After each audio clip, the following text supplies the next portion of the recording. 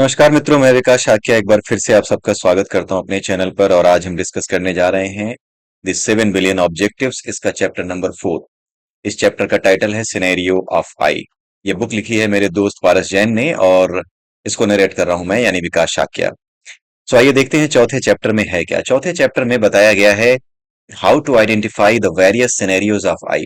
जैसा कि आपको पता है कि इस बुक में हम ये जानने की कोशिश कर रहे हैं कि what should be the common objective for all these 7 billion people जो कि इस दुनिया में रहते हैं। यानी इस दुनिया के हर इंसान के लिए ऐसी कौन सी चीज, ऐसे कौन से ऑब्जेक्टिव खोजे जा सकते हैं जो सभी के लिए एक जैसे हों और जो सभी को सुखी कर सकें, सभी के लिए एक एक ऐसी परिस्थिति उत्पन्न कर सकें जहां पर सभी सुखी और सभी कंटेंट फील करें। सो इसी सिनेरियो में आगे बढ़ते हुए हम सिनेरियो ऑफ आई तक पहुंचे हैं। आई यानी हमारी आइडेंटिटी। आई मतलब सिर्फ अहंकार नहीं होता। आई का मतलब होता है मेरी आइडेंटिटी, मेरी अपनी पहचान।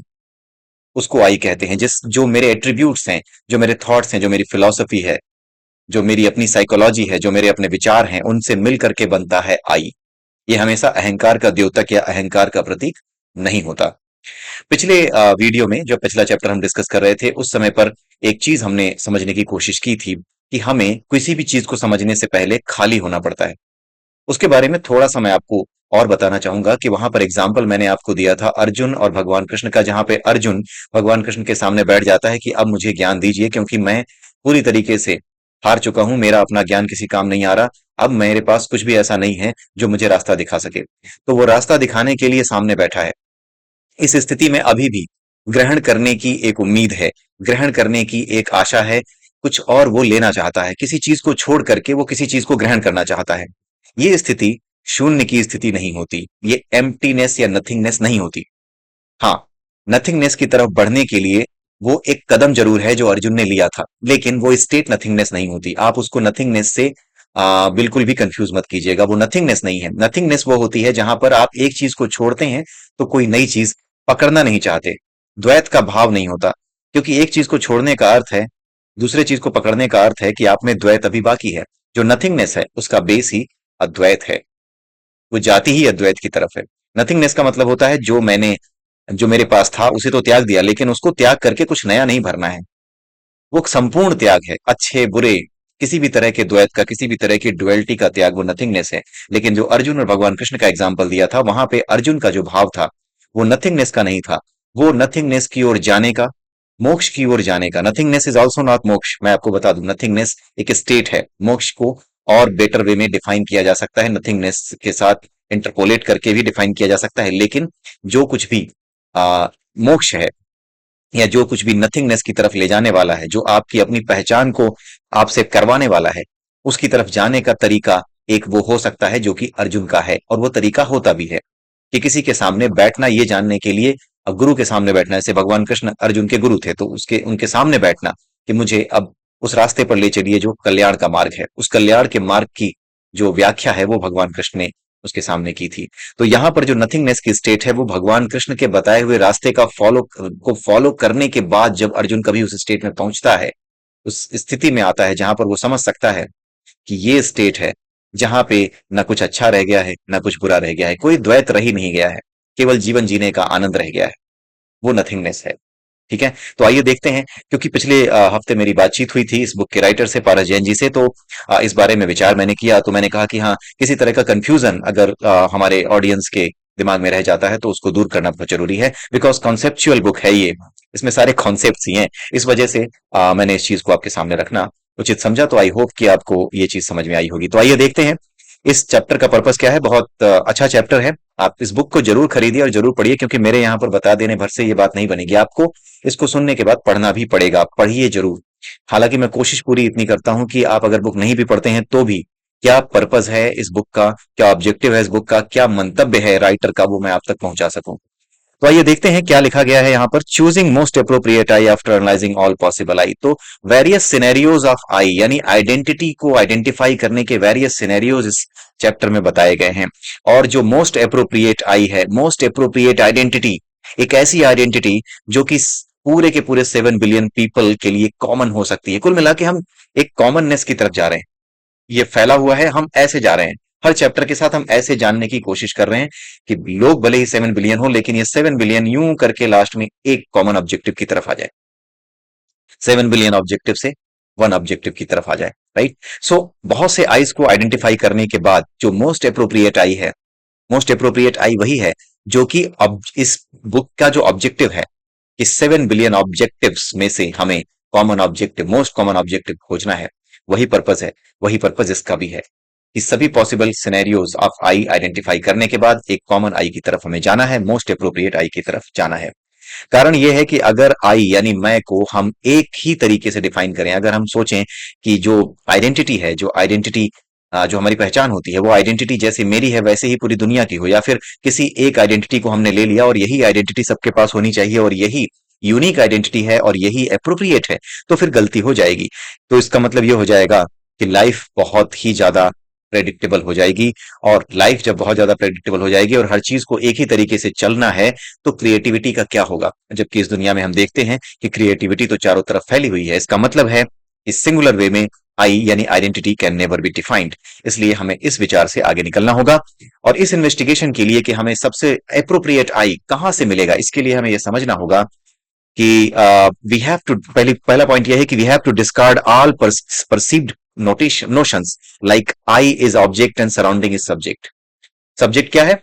आप सिंपल वे में समझिए, जो पहला पॉइंट लिखा है यहां पर, जो लिखा हुआ है discard all perceived notions like I is object and surrounding is subject, इसमें करना क्या है कि आपको यह समझना है कि जो सब्जेक्ट है वो क्या है, हमारे चारों ओर की दुनिया है, और ऑब्जेक्ट क्या है, वो जो हमारा आइडेंटिटी है, जो आई है, वो ऑब्जेक्ट है। तो इसको ध्यान रखिएगा, ऑब्जेक्ट मीन्स मैं, मेरा भीतर जो है, आत्म को कह सकते हैं। अगर आप एक आप कंपेयर कर सकते हैं इसको थोड़ी देर के लिए, आप एक तरीके से उपमा दे सकते हैं कि आप एक ऐसे व्यक्ति हैं जो आत्मा को मानता है, राइट, और उसी से सब कुछ बना है। तो आत्म जो है वो ऑब्जेक्ट हो गया, और जो आई है, जो सराउंडिंग है, जो हमारे चारों तरफ है, जो हमारे चारों तरफ दिख रहा है, वो सब्जेक्ट हो गया, और ये उसका विषय है। जो हमारा जो ऑब्जेक्ट है, ऑब्जेक्ट का विषय सब्जेक्ट है। ऑब्जेक्ट यानी हमारी जो आत्मा है, आत्मा मानना नहीं है, केवल कंपैरिजन के लिए बता रहा हूं। ये एक अलग किताब है, इसमें आपको कोई भी चीज वहां से कंपेयर नहीं करनी है जो स्पिरिचुअल बुक से उठाई है, राइट, वहां से स्पिरिचुअल कॉन्सेप्ट से नहीं उठाना है। ये बुक लिखी इसलिए गई है कि एक ऐसा व्यक्ति जो पूरी तरीके से ना तो स्पिरिचुअल है, ना ही वो किसी ऐसी स्थिति में है कि वो नॉन स्पिरिचुअल है, वो अभी सीकर है। ये सीकर के लिए मोर लाइक एक बुक है, जिसके अंदर एक क्रेविंग है, उसके लिए है। इसलिए अगर आप जानते भी हैं, मानते भी हैं, तो भी इस माइंडसेट के साथ, जैसे मैं जानता हूं, मानता हूं कि हाँ भाई ठीक है, आत्मा एक चीज है, लेकिन जब आप इस बुक को पढ़ें, इसके कंटेंट को सुने, तो इस माइंडसेट के साथ सुने कि आपको बिल्कुल एक नए नजरिए से सोचना है चीजों को, ठीक है।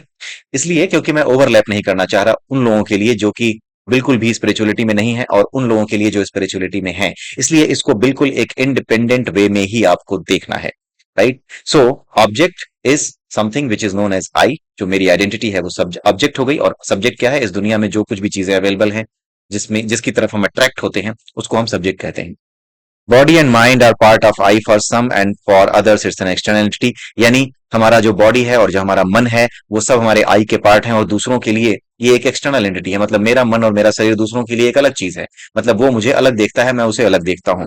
इन चीजों को हमें हटाना होगा, ये वो चीजें हैं जो हमें हटानी है। Discard all perceived notions like I, right. उसके बाद body and mind and part of I for some and for others it's external entity, ये एक थॉट है। इस थॉट को भी आपको ध्यान में रखना होगा। तीसरा क्या है? Nothing can be attributed to I, और surrounding is nothing and nothing can be attributed to I. तो पहला पॉइंट वो है जहां पे आपको डिस्कार्ड करना है किस चीज को, कि आई एक ऑब्जेक्ट है और सराउंडिंग जो है वो सब्जेक्ट है। Body and mind are part of I and for others it's an external entity. दूसरों के लिए एक एक्सटर्नल एंटिटी है, हमारे लिए बॉडी एंड माइंड, हमारा हमारा मन और हमारा शरीर दोनों ही उस आई का हिस्सा है, जो हमारे अंदर हमारी आइडेंटिटी है उसका हिस्सा है। ये एक पॉइंट हमें दिमाग में रखना होगा। तीसरी चीज है nothing can be attributed to I, मतलब कोई भी ऐसी चीज नहीं है जो आई को एट्रीब्यूट की जा सके, यानी आई का कोई एट्रीब्यूट क्रिएट किया जा सके। एट्रीब्यूट किसी के अंदर कब आते हैं? जैसे मैं अगर पूरी दुनिया में एक अकेला इंसान होता, तो क्या मेरा नाम रखने की जरूरत थी? नहीं, मेरा ना कोई नाम रखने की जरूरत थी। पूरी दुनिया में अकेला इंसान हूं, मुझे क्यों नाम की जरूरत है? नाम की जरूरत तब पड़ती है जब एक साथ कई लोग हों दुनिया में, ताकि एक को दूसरे से अलग रूप में देखा जा सके। जब आप डिस्टिंक्शन की बात करते हैं, जब एक आदमी को दूसरे आदमी से अलग रूप में देखने की बात करते हैं, तभी आप उसके गुणों की बात करते हैं कि वो ऐसा है, वो इसमें इस चीज में अच्छा है, वो उस चीज में अच्छा है। लेकिन अगर पूरी दुनिया में केवल एक आदमी होता, तो किसी गुण की, किसी एट्रीब्यूट की जरूरत ही नहीं होती। तो जो आई है, जो आइडेंटिटी है, उसको कोई भी चीज एट्रीब्यूट की नहीं जा सकती, क्योंकि वो आई सिर्फ है, वो आइडेंटिटी सिर्फ है, वो किसी दूसरे के रिस्पेक्ट में अलग नहीं है। राइट? वो अपनी आई उसकी है, मेरी आई अपनी आई, हम उस आई को नहीं देखते, हम आसपास जो हमारे चीजें सराउंडिंग है उसको देखते हैं, और सराउंडिंग से सराउंडिंग को देख रहे होते हैं। मेरी जो आई है वो मेरे शरीर के माध्यम से, मेरे एट्रीब्यूट्स के माध्यम से दूसरे शरीर को, दूसरे उसके एट्रीब्यूट्स को देख रही होती है, राइट? लेकिन उस आई को नहीं देख रही होती, राइट? सो इसलिए आई को कुछ भी दिया नहीं जा सकता, nothing can be attributed to I. ठीक है? कुछ भी आई को एट्रीब्यूट नहीं किया जा सकता, और surrounding is nothing and nothing can be attributed to I, ये दोनों चीजें एक ही हैं। कुल मिलाकर के ये जो पहली लाइन है, nothing can be attributed to I, बस यही है कि आई को कोई भी एट्रीब्यूट नहीं दिया जा सकता। अब हम सिनेरियोज देखते हैं अलग अलग। पहला सिनेरियो है, both subject and object are unreal. Both subject and object are real, only subject is real and object is unreal, only subject is real and object is, only object is real and object is unreal. ठीक है, ये चार scenarios हैं। अब हम देखते हैं एक एक करके। जब दोनों ही सब्जेक्ट और ऑब्जेक्ट अगर अनरियल है, यानी ना तो आई रियल है और ना ही जो उसकी सराउंडिंग्स है वो रियल है, दोनों में से कुछ भी रियल नहीं है, तो क्या हुआ? तो इसका मतलब ये हुआ कि सब कुछ केवल एक इमेजिनेशन है, सब कुछ केवल एक डिल्यूजन है, कुछ भी इसमें असली नहीं है। ये तो अपने आप पता नहीं कहां से एक जो है पर प्री डिफाइंड डेटाबेस के बेसिस पे काम कर रहा है। जैसे कॉज इफेक्ट थ्योरी होती है हमारे संसार में, सब कुछ कॉज एंड इफेक्ट थ्योरी के बेसिस पे चल रहा है। तो cause effect are some predefined projection of some database, यानी डेटाबेस में कहीं पे कुछ स्टोर है, और वहीं से ये सारी चीजें आ रही हैं जो कॉज इफेक्ट के रूप में हमारे सामने आ रही हैं, और इस तरह से आ रही हैं कि जैसे जैसे समय आगे बढ़ता है वैसे वैसे ये चीजें और कॉम्प्लेक्स होती जाती हैं। राइट? ऐसा ही तो हम देख रहे हैं। अगर दोनों चीजें हम अनरियल माने कि ये दोनों एग्जिस्ट ही नहीं करती, तो कुछ ऐसी सिचुएशन हमें माननी पड़ेगी। Space time is merely a part of consciousness without any possibility of existence. इसका कोई एग्जिस्टेंस नहीं है, स्पेस का और टाइम का, यानी काल का और समय का, सॉरी, काल का और स्पेस का, यानी आकाश और काल का कोई महत्व, समय का कोई महत्व नहीं है। ये केवल और केवल कॉन्शियसनेस का पार्ट है, वो कॉन्शियसनेस जो कि आई को और सब्जेक्ट को, दोनों को, यानी कि ऑब्जेक्ट और सब्जेक्ट दोनों को अनरियल रूप में देख पाती है, उस कॉन्शियसनेस की बात हो रही है। तो वो केवल और केवल एक कॉन्शियसनेस का पार्ट है, और इसकी कोई एग्जिस्टेंस, फिजिकल एग्जिस्टेंस या रियल एग्जिस्टेंस नहीं है। राइट? सो ये पॉसिबल पॉइंट्स यहां पर आकर के बनते हैं। तो ये पॉइंट्स इसलिए दिए जा रहे हैं सो दैट आप ये समझ सको कि किस आई को, क्या इस आई को आप ले सकते हो जहां पे both subject and objects unreal हैं, क्या इस ये आपको पच रहा है? कुल मिला के ये समझना है आपको कि जो सिनेरियोज लिए गए हैं आई के, ये केवल सैंपल्स हैं, केवल एग्जांपल्स हैं जो राइटर ने दिए हैं। आपको ये देखना है कि आपको इसमें से कुछ पच रहा है या नहीं। जो पचता है उसे आप एक्सेप्ट कर सकते हो, नहीं तो आप अपने हिसाब से कोई और आई भी डिफाइन कर सकते हो। कौन सा आई, किस सिनेरियो में कौन सा आई आपके लिए पचने वाला है, कौन सा आपको एक तरीके से आ, संतुष्ट कर रहा है, सेटिस्फाई कर रहा है, उस आई को आपको खोजना है। दूसरी चीज है, both subjects and objects are real. दोनों ही रियल हैं। जब दोनों ही रियल हैं तो होता यह है कि both world and I R constructed. इसका मतलब है कि ये संसार, यानी जो सब्जेक्ट है, और जो आई, यानी जो आइडेंटिटी है मेरी, ये दोनों ही किसी न किसी चीज से बने हैं। और इन सभी को फाइव सेंसेस, यानी पांचों इंद्रियों के माध्यम से, जो हमारी पांच इंद्रियां होती हैं उसके माध्यम से हम इसे परसीव कर पाने चाहिए, हम इसका एक अनुभव कर पाने चाहिए। लेकिन क्या ऐसा होता है? हम अपने आई का अनुभव कर पाते हैं क्या? ये फूड फॉर थॉट है। अगर आपको ये एक रियलिटी लग रही है, आपको अगर आपको ये फील करता है, तो you can go with this scenario of I. Right? केवल एक फूड ऑफ थॉट है। क्या आप इन फाइव सेंसेस से उस आई का अनुभव कर पाते हैं, या इन फाइव सेंसेस से केवल सराउंडिंग्स का अनुभव कर पाते हैं? तो क्या ये आई आपको वैलिड लग रहा है? राइट? आपके अपने लिए, कुछ लोगों को लग सकता है, लेकिन क्या आपके अपने लिए ये अपील कर रहा है? क्या ये सूट करती है डेफिनेशन आपको आई की? ये सिनेरियो आई का, डेफिनेशन नहीं, ये सिनेरियो कह सकता हूं मैं इसको, कि सिनेरियो आई का क्या आपको सूट करता है? नहीं करता है तो आप इसे छोड़ दीजिए। ये एक एग्जाम्पल है केवल। Are both subjects and objects are made up of same और डिफरेंट थिंग। क्या दोनों ही चीजें एक ही चीज से बनी हुई हैं? सब्जेक्ट और ऑब्जेक्ट जब दोनों ही रियल हैं, तो रियलिटी में एग्जिस्ट करते हैं, तो क्या दोनों चीजें एक ही मैटर से बनी हुई हैं या फिर अलग अलग से बनी हुई हैं? क्या इन दोनों के बीच में कोई रिलेशनशिप है? ये वो फूड फॉर थॉट हैं जो आपको ये बताते हैं कि क्या आप इनको एक्सप्लोर कर सकते हो। जैसे पहली चीज है, अगर आप इसको एक्सप्लोर कर पा रहे हो, दूसरे पॉइंट को भी एक्सप्लोर कर पा रहे हो, हर पॉइंट आपको ऐसा लग रहा है कि डिस्कार्ड नहीं किया जा सकता, तो आप इस नोशन ऑफ आई के साथ, इस सिनेरियो ऑफ आई के साथ, not notion, basically the scenario of I, इस सिनेरियो ऑफ आई के साथ या इस केस के साथ आप आगे बढ़ सकते हो। आगे देखते हैं। तीसरा पॉइंट क्या है? If it has been made up of some same substance. ये दूसरा जो हमारा पॉइंट था, both subjects and objects are real, इसके आगे हमारा जो है तीसरा जो पॉइंट आ रहा है हमारा, ये वाला, only subject is real and object is unreal. ठीक है, इसको हम देखते हैं। तो जब सब्जेक्ट रियल है, ऑब्जेक्ट इज अनरियल है, राइट, उसके बाद सॉरी, ये दूसरे पॉइंट को ही हम डिस्कस कर रहे हैं, सॉरी। इसमें ये थोड़ा एक्सटेंशन है इसी पॉइंट का, दूसरे पॉइंट का, both subjects and objects are real. ठीक है, अब इसमें ये देखा जा रहा है कि क्या दोनों ही चीजें सेम सब्सटेंस की बनी है, क्योंकि अभी हमने डिस्कस किया ना कि दोनों रियल हैं, दोनों रियल हैं, तो क्या ये दोनों एक ही सब्सटेंस की बनी है, एक ही पदार्थ की बनी है? तो अगर एक ही पदार्थ की बनी है, एक ही सब्सटेंस की बनी है, तो क्या पॉसिबल थॉट्स और हो सकते हैं? उसमें ये पॉसिबल थॉट्स हैं, where will be the boundary of the subject and object.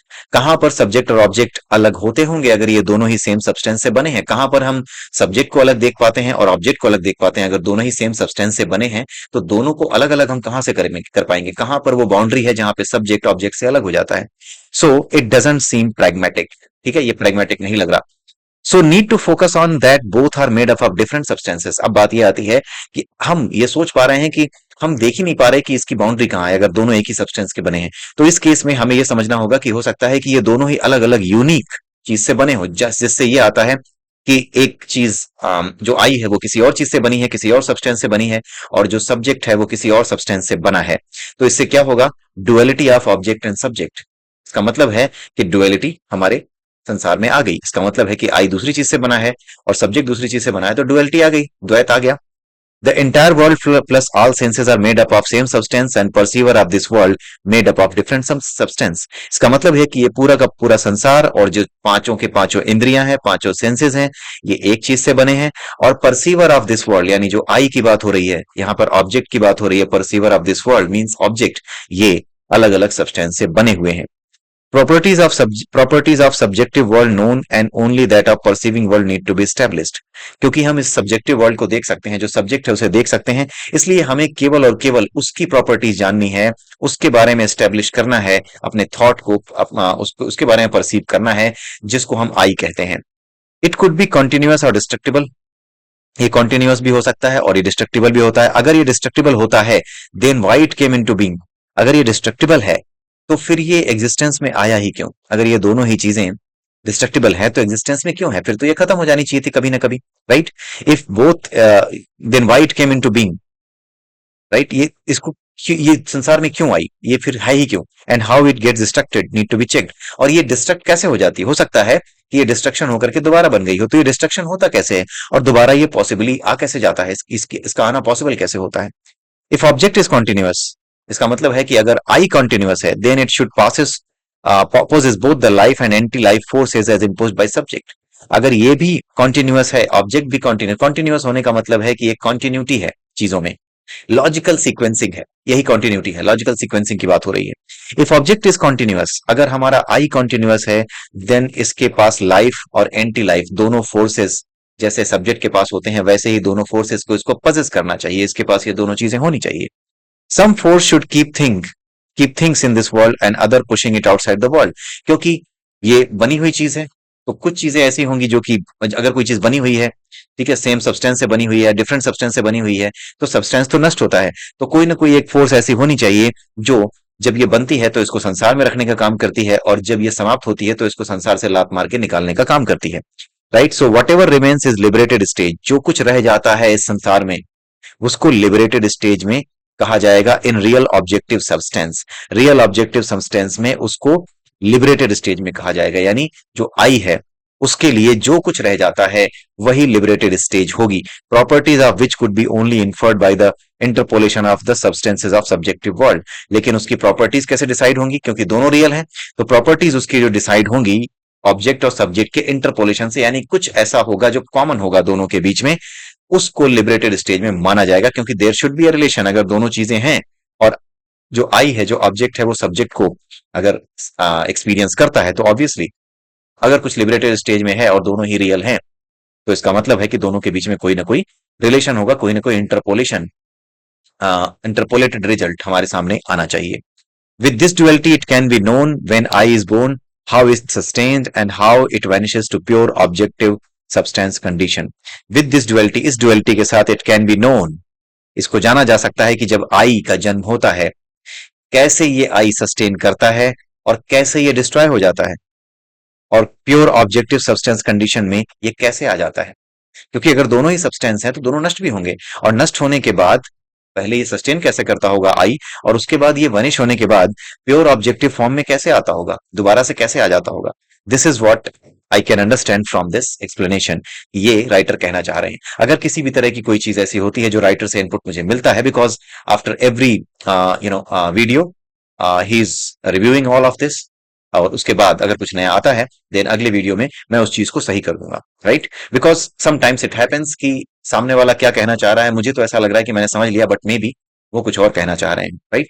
So I would let you know, जैसे आज मैंने अर्जुन और कृष्ण के बारे में मैंने आपको बताया कि हाँ ये थॉट थे, कहने नथिंगनेस में आप उसको नथिंगनेस में कंपेयर नहीं कर सकते, नथिंगनेस एक अलग चीज है, राइट। सो वो सारी चीजें मैंने आपको अभी बता दी हैं, और अगर इस वीडियो से भी कुछ ऐसा होगा जो कि दोबारा एक्सप्लेन करने लायक होगा तो मैं आपको बता दूंगा। इसके बाद दो सिनेरियोज और बचते हैं। पहला सिनेरियो है subject is real and object is unreal. Subject real है यानी ये संसार रियल है, लेकिन ऑब्जेक्ट यानी जो आई है वो अनरियल है।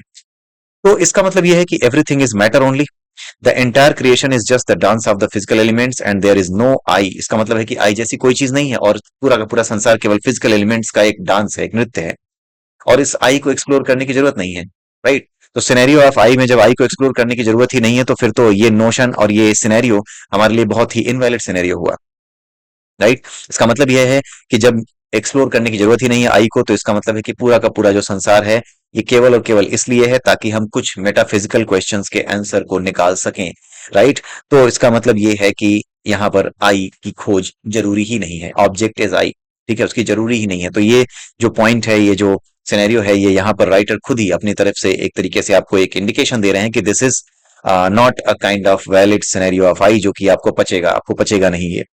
उसके बाद आगे आता है सब्जेक्ट इज अनरियल, यानी जो सब्जेक्ट है ये दुनिया है, ये वास्तविक नहीं है, और जो आई है यानी जो हम है वो रियल है। अगर आई यानी कि जो आत्मा है, अगर आप आत्मा को मानते हैं तो आत्मा के बारे में अगर हम बात करें तो आत्मा से ही सब कुछ बना है, राइट। आत्मा ही वो तत्व है जिससे सब कुछ बना है।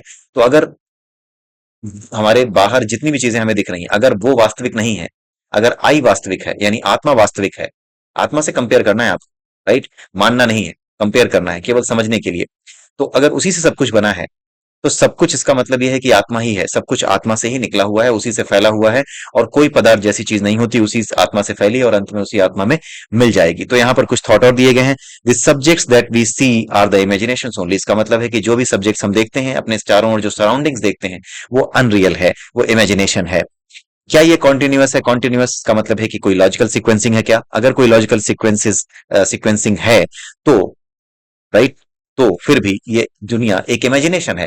तो जो कल्पना है, उस कल्पना में हमें दुख क्यों होता है, हमें तकलीफें क्यों उठानी पड़ती हैं? अगर सब कुछ कल्पना है तो कल्पना करते समय मैं तो नहीं डरता। अगर मैं कल्पना करूं कि मैं कहीं ऊंचाई से गिर रहा हूं तो मुझे डर नहीं लगेगा, क्यों? क्योंकि मैं वास्तविकता में नहीं गिर रहा हूं। लेकिन यहां पर अगर हम यही चीज सोचें कि जो ऑब्जेक्ट है वो रियल है और सब्जेक्ट जो है अनरियल है, यानी सब्जेक्ट जो है वो केवल एक इमेजिनेशन है, तो उस सब्जेक्ट से यानी इस संसार से हमें तकलीफ क्यों होती है? ये इस तरह की सफरिंग्स, इस तरह के पेन हमें क्यों देखने पड़ते हैं?